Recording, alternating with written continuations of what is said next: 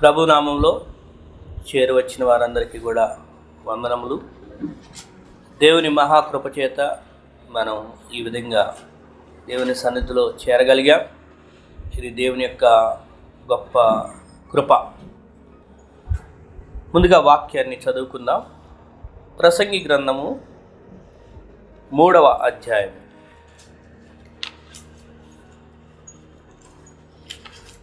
Bible గ్రంథంలో నుంచి ప్రసంగి 3వ అధ్యాయం 1 నుండి 15 వరకు.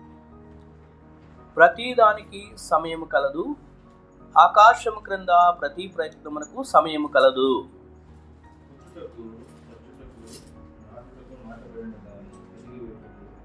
చంపుటకు, బాగు చేయుటకు, పడగొట్టుటకు, కట్టుటకు,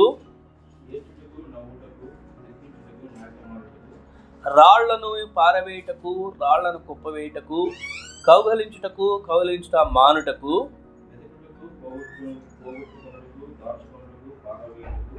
చింపుటకు, కుట్టుటకు, మౌనంగా నుండుటకు, మాట్లాడుటకు,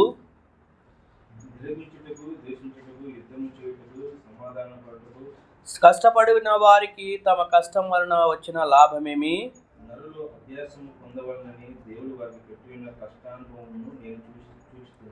దేని కాలమునందు అది చక్కగా ఉన్నట్లు సమస్తమును ఆయన నియమించి ఉన్నాడు.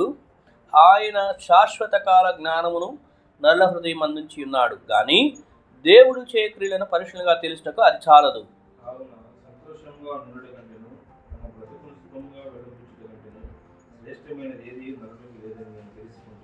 మరియు ప్రతివాడు అన్నపానములు పుచ్చుకొనుచు తన కష్టార్జితం వలన సుఖం అనుభవించుట దేవుడిచ్చు బహుమానమే అని తెలుసుకుంటుని.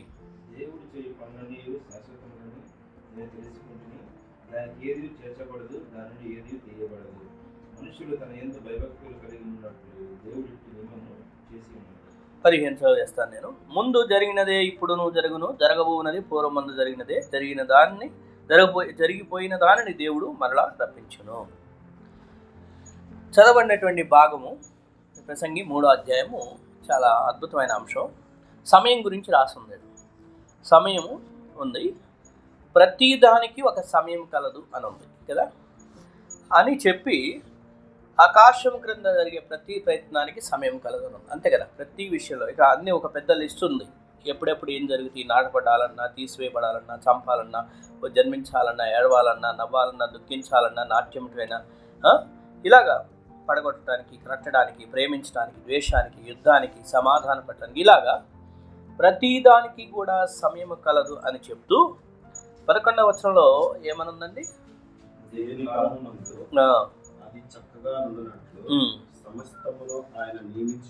చాలండి.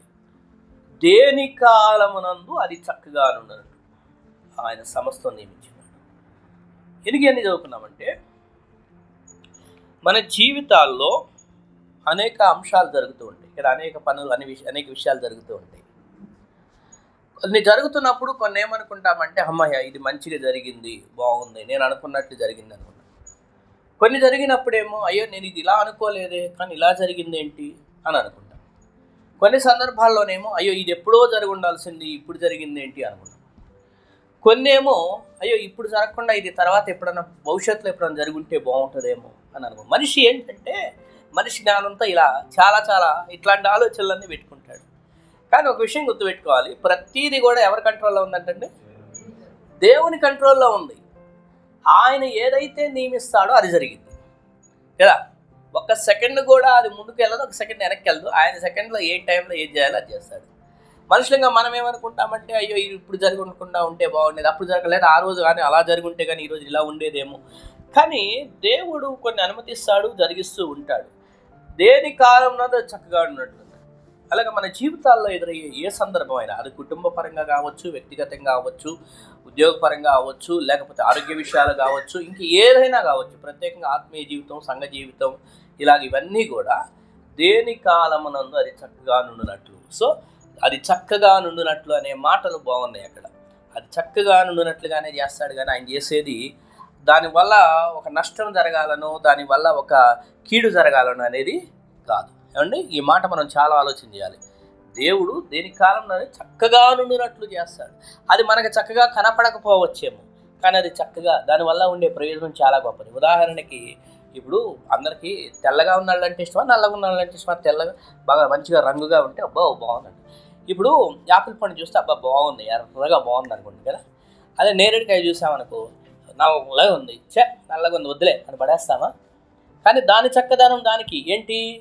రక్తాన్ని శుద్ధీకరించే ఔషధాలు, యవనంగా చేసే శక్తి, అవి నేరేడుకాయలో ఉన్నాయి. పైకి చూడటానికి అది నల్లగే ఉంది, కానీ యాపిల్ కన్నా కూడా ఇంకా ప్రయోజనాలు ఎక్కువగా ఉన్నాయి ఔషధాలు నేరేడుకాయలు. అంటే ఇవన్నీ ఎందుకు చెప్పుకుంటామంటే కంటికి కనపడిన దాన్ని బట్టిగా మనం చూసే అదే నల్లగా ఉందని అనుకుంటాం, అంటే ఎర్రగా ఉన్న దాన్ని చూసుకొని సంతోషిస్తామేమో. అంటే బయటికి జరిగే పరిస్థితులు కొన్ని చూసుకొని అబ్బా ఇది ఎంత బాగుందో అనుకుంటాం, కానీ దాంట్లో ఏముందో మనకు తెలియదు. కానీ ఇది ఎంత బాగో ఇదేంటి ఇంత బాగో, ఇదేంటి ఇట్లా జరిగింది, ఇలా అయిపోయి నో, కానీ దాని వెనకాల ఉన్న గొప్ప మేలేంటో మనకు తెలియదు. ఏమండి, ఇది మన దేవుడు మన జీవితాల్లో జరిగించే కార్యాలు. మనకి ఏంటంటే మనకి తెలియదు ఎందుకు ఇలా మనుషులం మనం.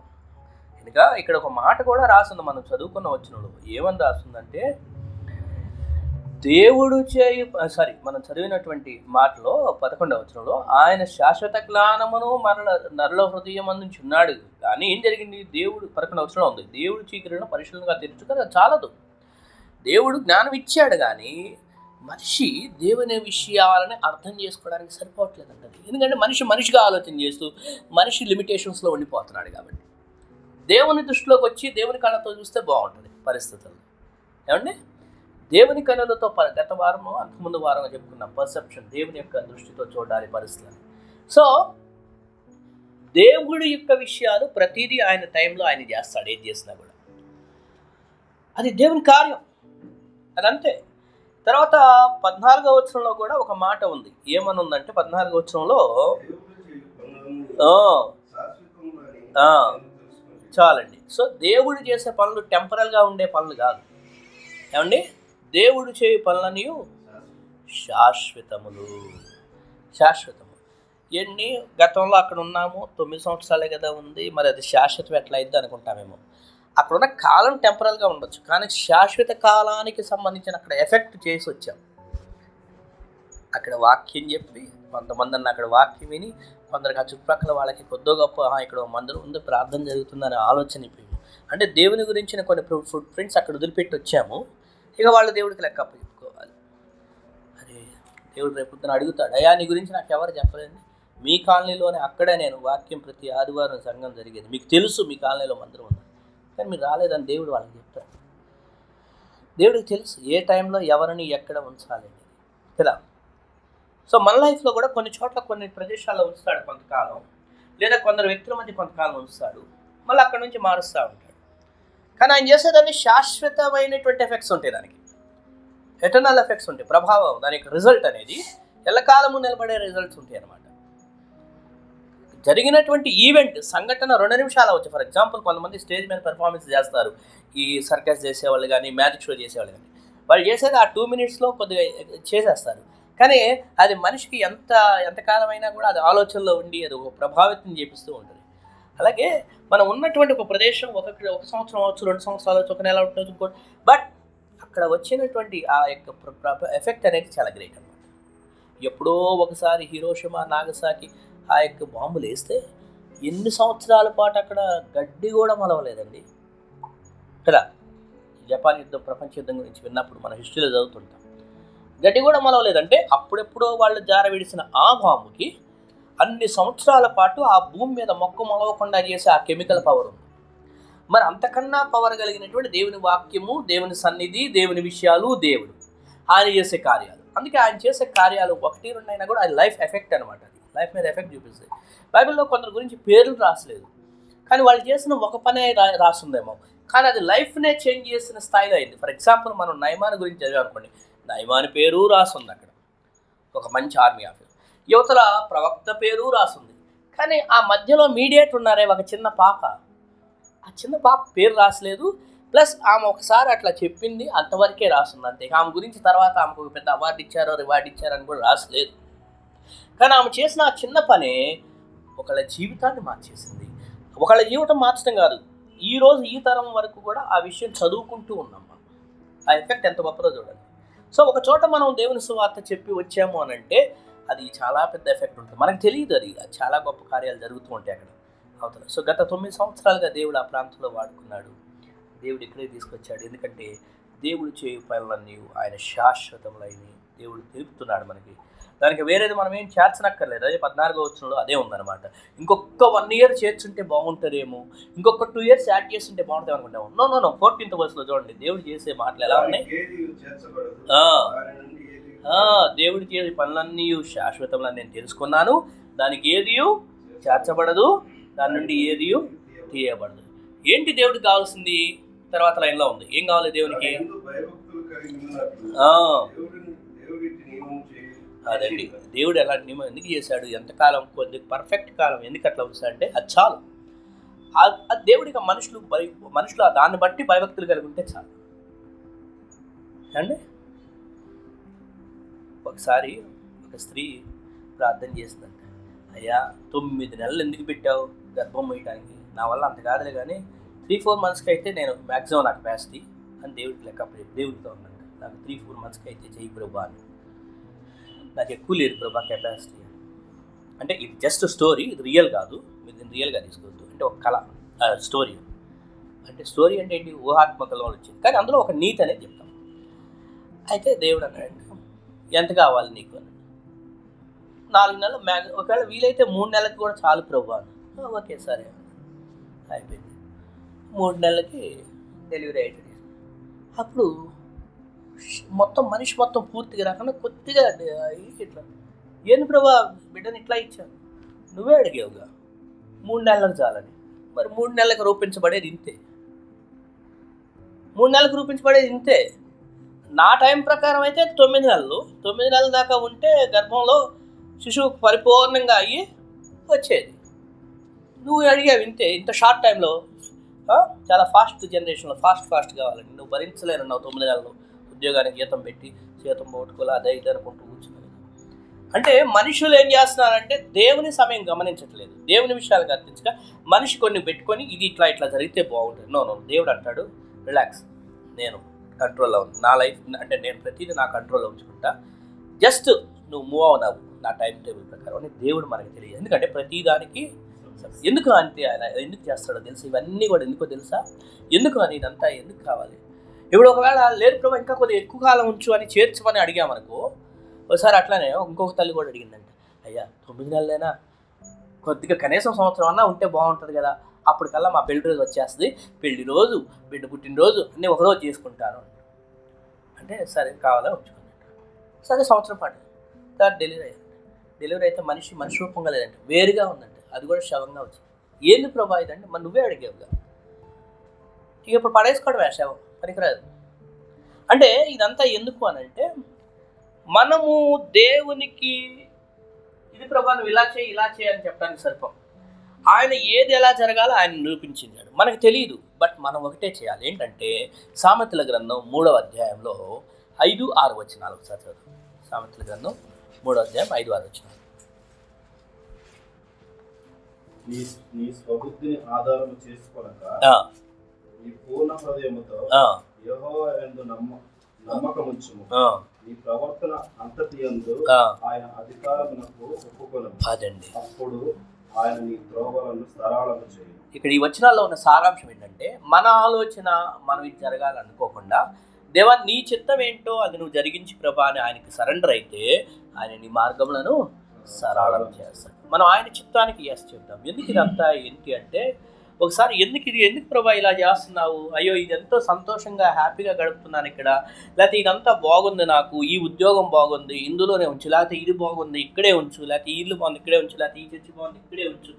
ఏంటి ఇదంతా అంటే దేవుడు ఒక్కోసారి అక్కడ ఉంచడు. ఎందుకు అంటే దేవుడు చూడండి, యెషయా గ్రంథంలో ఒక మాట ఉంది 43వ అధ్యాయంలో ఒక మాట, 43వ అధ్యాయం 18, 19, 20 వచనాలు. 18, 19, 20 వచనాలు. యెషయా గ్రంథం 43. మా హృదయము వెనుకకు యెషయా గ్రంథం 43. పాత విషయాన్ని ఆలోచన చేయొద్దుగా, ఇదిగో నేను ఒక నూతన క్రియ చేయించున్నాను, shall ye not know it? So now it shall fourth, now not tomorrow. Okay, రేపు కాదు, ఎల్లుండి కాదు, వచ్చే సంవత్సరం కాదు. ఏమనుంది ఆల్రెడీ? దేవుడు ఏం చేశాడంట? ఆల్రెడీ దేవుడు స్టార్ట్ చేసేసాడు. నౌ, ఇప్పుడే అది మొలచి ఉన్నది. సో ఆల్రెడీ దేవుడు స్టార్ట్ చేశాడు. ఏంటంట? నూతన కార్యం చేయటం. సో దేవుడు నూతనమైన మన కార్యాలు చేయాలనుకుంటున్నాడు మన జీవితాల్లో. అందుకనే ఆయన అన్నాడు ఇప్పుడు అది మొలిచింది. సో ఆయన స్టార్ట్ చేసిన నూతన కార్యం కొరకు మనం దేవుని స్తుతించుదాం. అవును ప్రభా, నూతన కార్యం చేస్తాం. ఆ తర్వాత వచ్చిన కూడా చదవమ్మా. ఇంకేమైనా ఉంది తర్వాత? నెక్స్ట్ ఏమైనా ఉంది? He will make a way in the wilderness ఆ. and rivers సో విల్డర్నెస్, ఒక అరణ్యంలో కూడా, ఎడారిలో కూడా ఆయన ఏం చేస్తాడంట? నదులు నదులు ఫస్ట్ దారి పెడతాడు. దారి పెట్టి అలాగే నదులు కూడా ప్రవహింపజేస్తాడు. అసలు అదేంటండి, ఎడారిలో నీటి చుక్కలు దొరకదు? ఎస్, నీళ్ళు చుక్కలు కూడా కనపడవు. లేదంటే ఇంకా విల్డర్నెస్, ఇంకా ఇంకొక అరణ్యం లాంటిదంటే అక్కడ ఆధారాలు వచ్చి అంత గజిబిజి దారే ఉండదు. ఎస్, కానీ అలాంటి చోట అంటే ఎక్కడ పరిస్థితులు ప్రతికూలం అనుకుంటామో, అక్కడ అసలు మంచి జరగదు అనుకుంటామో, అదే స్థలంలో దేవుడు గొప్ప కార్యాలు చేయబోతున్నాడు. ఇక్కడ ఈ ప్రాంతము, ఈ విషయము, ఈ కాలనీ ఏంటో మనకు తెలియదు. కానీ విశ్వాసంతో ఇగో ఫిబ్రవరి నెల 26వ తారీఖున తెలిసింది. ఏమని? 26 26 ఏమనంటే ఇల్లు ఖాళీ చేయాలి అని. సో ఫిబ్రవరి 26ని ఖాళీ చేయమనంటే ఏప్రిల్ నెల చివరికల్లా దేవుడు ఏం చేశాడు? ఇంటిని ఇచ్చాడు. ఇంతకుముందు ఎప్పుడు ఉన్న ఏరియా కాదు ఇది, ఇంతకుముందు ఉన్న అనుభవాలు కాదు. కానీ ఎందుకు తీసుకొచ్చాడంటే ఇదిగో నూతన క్రియ చేస్తున్నాను, ఇప్పుడు అది మొలుచును, ఎడారిలో నదులు ప్రవహింప. ఇక్కడ ఆధారం లేదు, పరిస్థితులు అంటే దేవుడు ఇదిగో నదులే ప్రవహింపజేసే గొప్ప కార్యాలు చేయబోతున్నాడు. మనకి కేవలం ఇది ఈ విషయమే కాదు, మన వ్యక్తిగత లైఫ్లో కూడా నా జీవితంలో ఇలా జరిగితే ఎస్, ఎందుకంటే ఆయన చేయు కార్యములన్నీ శాశ్వతములు. దేవుడు ప్రతిదానికి ఒక సమయం కలిగి ఉన్నాడు. ఆయన కాలంలో ఆయన గొప్ప కార్యాలు చేసే దేవుడు. ఆయన నియమించి ఉన్నాడు ఇలా జరగాలి అని కదా. సమస్తమును ఆయన నియమించి ఉన్నాడు అని ఉంది. దేని కాలం నందు అది చక్కగా నుండినట్లు. ఆ మాట గమనించారా? ఇప్పుడు 3:11 ప్రసంగిలో చదివాం. దేని కాలం నందు అది చక్కగా నుండి సమస్తం. కాబట్టి ఇంత గొప్ప దేవుడు మనకి కార్యాలు జరిగిస్తున్నాడు కాబట్టి ఇక మనం భయపడవలసిన పనే లేదు. జరుగుతాయి, ఎన్నెన్నో జరుగుతుంటాయి, కానీ భయపడాల్సిన పని లేదు. ఎందుకంటే దేవుడు గొప్ప కార్యాలు చేస్తున్నాడు. మన బాధ్యత ఏంటి? కూర్చొని టెన్షన్ పడుతూ కూర్చొని చింతిస్తూ ఉండాలా అంటే కాదు. యెషయా గ్రంథం 40వ అధ్యాయంలో 31వ వచనంలో చాలా క్లియర్గా ఉంది మన బాధ్యత ఏంటి అనేది. చింతిస్తూ కూర్చోక్కర్లేదు, టెన్షన్ పడుతూ ఉండనక్కర్లేదు. యెషయా గ్రంథం 40వ అధ్యాయం 31వ వచనం. but they that wait యెహోవా కొరకు ఎదురు చూచువారు నూతన బలం పొందుదురు. ఏ బలం అంటండి? నూతన బలం పొందురు. అంటే ఫస్ట్ ఆల్రెడీ బలం ఉంది, అది కొంతకాలం అనుభవించాం, మరలా నూతన బలము పొందుతురు. ఎవరు? కండిషన్స్ ఏంటి అక్కడ? యెహోవా కొరకు ఎదురు చూసి, అంటే wait upon the Lord. Wait చేయి, దేవుడు ఇస్తాడు. దేవుడి వెయిట్ చేయాలి. ఆయన కోసం వెయిట్ చేస్తున్నప్పుడు ఖచ్చితంగా ఇదిగో యెహోవా కొరకు ఎదురు చూసి వారు నూతన బలం పొందుతురు. అక్కడ పక్షిరాజు వలె రెక్కలు చాపి పైకి ఏమండి పైకి ఎగురుతారని ఉంది కానీ కింద నేలపాలైపోతారని లేదు.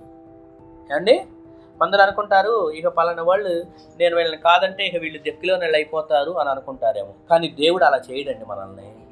మనుషులు అనుకోవచ్చు ఇక నేను వీళ్ళని కాదంటే వీళ్ళకి ఇక దిక్కు దివాణా లేకుండా అయిపోతారు, వీళ్ళ బ్రతుకులన్నీ రోడ్డును పడతాయి అనుకుంటారేమో. ఏమండి దేవుడు అలా చేసే దేవుడు కాదు. యెహోవా కొరకు ఎదురు చూసేవారికి, ఎవరైతే దేవుని మీద ఆధారపడతారో, దేవుని మీదే ఆలోచన పెట్టుకొని దేవుడా నువ్వున్నావు నా జీవితంలో నాకు కార్యాలు చేస్తావు, నువ్వు ప్రతిదానికి దాని కార్యం చేసే దేవుడు అని నేను నీ మీద ఎదురు చూస్తున్నాను అంటారో వాళ్ళని నేలపాలు చేయడు, లేకపోతే రోడ్డు పాలు చేయడు. ఇదిగో ఏం చెప్పాడు అక్కడ? రెక్కలు చాపి పైకి ఎగురుదురు అంటే ఉన్నత స్థలాల్లో ఇంకా పైకి ఎగురుదురు, అలేక పరిగెత్తుదురు, సమస్యలు. ఏమండి అలసిపోయాల్సిన పని లేదు, సమస్యలు అలసిన పని లేదు. అదేంటంటే వయసు పెరిగే కొంది అలవటం లేదు. మరి దేవుని బిడ్డలకు ఆయన చేసే కార్యాలు అంత గొప్పగా ఉంటాయి. వయసు పెరిగే కొందే, ముసలాళ్ళం అవుతున్నాం అనుకునే కొందే ఇంకా గొప్ప దేవుడు నవశక్తితో కార్యాలు చేసే దేవుడు. అది దేవుని పిల్లల జీవితాల్లో మాత్రం, అది కూడా ఎవరైతే దేవుని మీద ఎదురు చూస్తూ దేవుడి కార్యాలు చేస్తాడని కనిపెట్టుకొని ఉంటారో వారి జీవితాల్లో దేవుడు చేసే గొప్ప కార్యాలు. ఇక మనం ఎందుకు చింతించాలి? వస్తాయి, కష్టాలు వస్తాయి, బాధలు వస్తాయి, ఫైనాన్షియల్ ఛాలెంజెస్ వస్తాయి, సవాళ్ళు ఎదుర్కోవాలి. అయితే ఒక మాట ఎప్పటికీ మనం మర్చిపోకూడదు. ఏంటంటే రోమా 8వ అధ్యాయంలో 35వ వచనం ఒక మాట ఉంది. రోమా 8:35 నుండి who shall separate us from the love of Christ? Shall tribulation or distress? So either it is tribulation or persecution అంటే ఇక్కడ మాటలు ఏంటంటే అసలు కష్టమైన, శ్రమైన, హింస అయినా, బాధ అయినా, ఏదైనా కూడా దేవుని ప్రేమ నుండి మనలను ఎడబాపలేవు. వస్త్రహీనత అయినా, శ్రమ అయినా, బాధ అయినా, ఎలాంటి పరిస్థితి అయినా కూడా దేవుని ప్రేమ నుండి వేరు చేయలేవు. దేవుడు మనల్ని ప్రేమిస్తూనే ఉన్నాడు, పరిస్థితులు ఏమైనా కావచ్చు. అందుకనే దేవుడు మనల్ని ఉన్నతంగా పైన ఉంచుతాడు, కానీ నేలవదు. దిక్కుని వాళ్ళని లేకుండా రోడ్డు మీద పాలయ్యేటట్టు చేయడండి. కొందరు అనుకుంటారు, ఇక వీళ్ళు ఇక నేను చూడకపోతే వీళ్ళని పట్టించుకుని ఎవరు లేరని మన గురించి ఎవరిని అనుకుంటున్నారేమో. భయపడొద్దు. వాళ్ళు మనుషులు మనల్ని కొంతకాలమే దేవుడు మన పక్కన ఉంచుతాడు. వాళ్ళు ముఖ్యం కాదు, దేవుడు మనకి ముఖ్యం.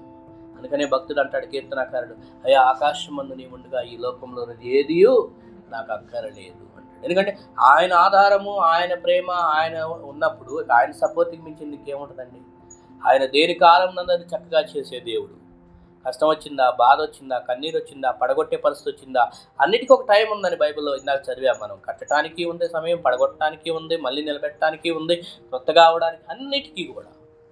సో ఎంత గొప్ప దేవుడు మన పక్షంగా ఉన్నందుకు మనం భయపడద్దు. ఏమో మరలా కొత్తగా స్టార్ట్ చేస్తుంటే మరలా అంటే కింద నుండి స్టార్ట్ చేయాలేమో. కింద నుండి స్టార్ట్ చేసినా పర్వాలేదు. ఎందుకంటే యోబులో గ్రంథంలో ఒక మాట ఉంటుంది. అఫ్కోర్స్ అది బిల్దాదు పలికిన మాట, కానీ అందులో సత్యం కూడా ఉంది. ఏంటి అంటే, అఫ్కోర్స్ బిల్దాదు అనే మాట ఎందుకు చెప్పినంటే, ఈ యోబు స్నేహితులు వచ్చారు, వాళ్ళ పర్స్పెక్టివ్ రాంగ్, తప్పు యోబు గురించి మాట్లాడేటప్పుడు. బట్ ఆ మాటలో ఉన్నటువంటి ఒక సూత్రం ఏంటంటే 8వ అధ్యాయం 5వ వచనం నుంచి ఉంటుంది అనమాట. 8వ అధ్యాయం యోబు గ్రంథం 8వ అధ్యాయంలో 5వ వచనం నుంచి ఒక మాట, కొన్ని 5 నుంచి 7 దాకా. నీవు జాగ్రత్తగా దేవుని వెతికిన ఎడల. సో దేవుణ్ణి వెతకటం గురించి మళ్ళీ రాశారు, నువ్వు జాగ్రత్తగా దేవుని. ఇందాకేమో యెహోవా కొరకు కనిపెట్టుకొని ఎదురు చూసేవారి కోసం, అంటే అది ఈ మాటలు ఒకటే అనమాట. చెప్పండి. సర్వశక్తుడగు దేవుని బ్రతిమలాడుకునే ఎడల, పవిత్రుడవై యథార్థవంతుడవైన ఎడల నిత్యముగా ఆయన నీ యందు శ్రద్ధ నిలిపి. నిత్యముగా ఆయన నీ యందు శ్రద్ధ నిలిపి. నిత్యము నీ యందు శ్రద్ధ నిలుపుతూనే ఉంటాడండి ఆయన. నిశ్చయంగా నీ యందు శ్రద్ధ నిశ్చయంగా. ఎందుకంటే ఏదో షూరిటీ ఉందో లేదో, ఏమో వాళ్ళు నా మీద దృష్టి నిలుపుతారో లేదో, నో డోంట్ వరీ. నిశ్చయముగా, అష్యూర్లీ ఆయన నీ మీద శ్రద్ధ నిలిపి వర్ధిల్ల చేయును. తర్వాత అప్పుడు నీ స్థితి మొదట కొద్దిగా నుండినను తుదను నీవు మహాభివృద్ధి పొందుదు. చూసారా, నీవు నివాస స్థలం ఆయన ఏం చేస్తానని చెప్పాడు? మహావృద్ధి చేస్తానన్నాడు. ఒకవేళ మరలా ప్రారంభం కొత్తగా స్టార్ట్ చేసినప్పుడు కొద్దిగా ఉన్నప్పటికీ మహా గొప్పగా వర్ధిల్ల చేసే దేవుడు. దేవుడు ఆశీర్వదించే దేవుడు అండి.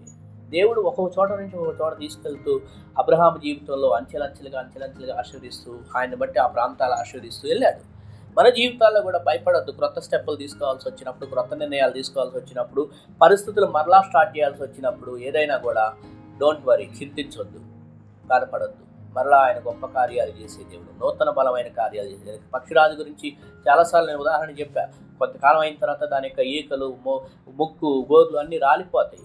కానీ మరలా ఎందుకనంటే క్రొత్త ఈకలు రావడం కోసం, క్రొత్త శక్తి పొందుకోవడం కోసం. అలాగే మన జీవితాల్లో కూడా కొన్ని ఊడిపోతాయి, రాలిపోతాయి, ఆ జీవితంలో కోల్పోతామంటే అది మనల్ని నష్టపరచడానికి కాదు, దాని ద్వారా ఇంకొక మేలు జరగబోతుంది. మరలా క్రొత్త ఆశీర్వాదాలతో నింపడం కోసం, అది మహావృద్ధి కలిగించడం కోసం. ఇంత గొప్ప దేవుడు మనకున్నాడు. అయితే విశ్వాసంలో ఇంకా ఎదగడు. గతంలో మన ప్రార్థనా జీవితం కొద్దిగా ఉందేమో, ఇప్పుడు ఇంకా ఎక్కువగా ప్రార్థన చేయాలి.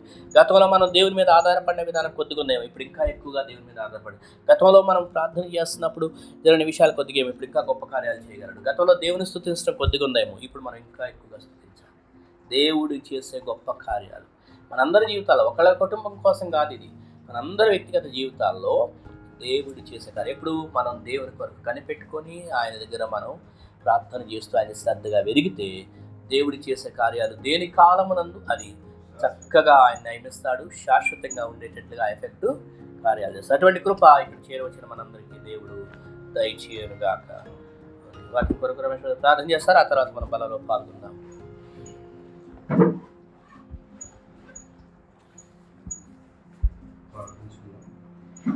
మహాపరిశుద్ధ తండ్రి, ఉదయకాల సమయాన్ని బట్టి దేవాస్తుతులు స్తోత్రులు తండ్రి.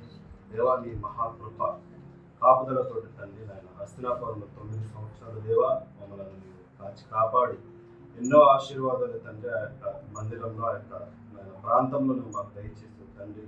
దేవా ఈరోజు మేము అక్కడ దేవా నీ సంఘాన్ని నిలిపి నాయన అక్కడ వాక్యాన్ని నువ్వు విద్య తండ్రి, ఆ వాక్యం ఆ ప్రాంతంలో తండ్రి నేను మొలిచి నాయన మరి ఫలించి నాయన అక్కడ అనేకులు కూడా అక్కడ ఉన్న వారు కూడా నేను ఎరిగి ముందుకు నడిచే వారిగా చేయుతండి. మరి ఇదిగో తండ్రి నూతన క్రియలు చేసే దేవుడు తండ్రి నాయన, ఇదిగో ప్రతిదానికి సమయం ఉందని నువ్వు సెలవిచ్చావు.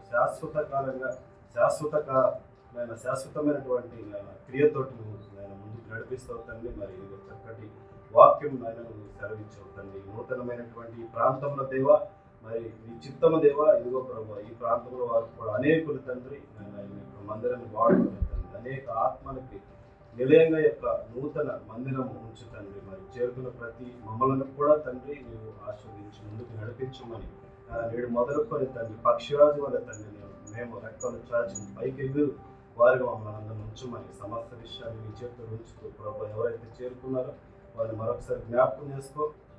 ఎవరైతే రాలేకున్నారో తండ్రి వారికి మరొక అవకాశాన్ని దయచేయమని సమస్త విషయాన్ని చేతులు ఉంచుతూ వారిని చేసి తీసుకుని ప్రార్థించుకున్నాం తండ్రి. ఆమేన్.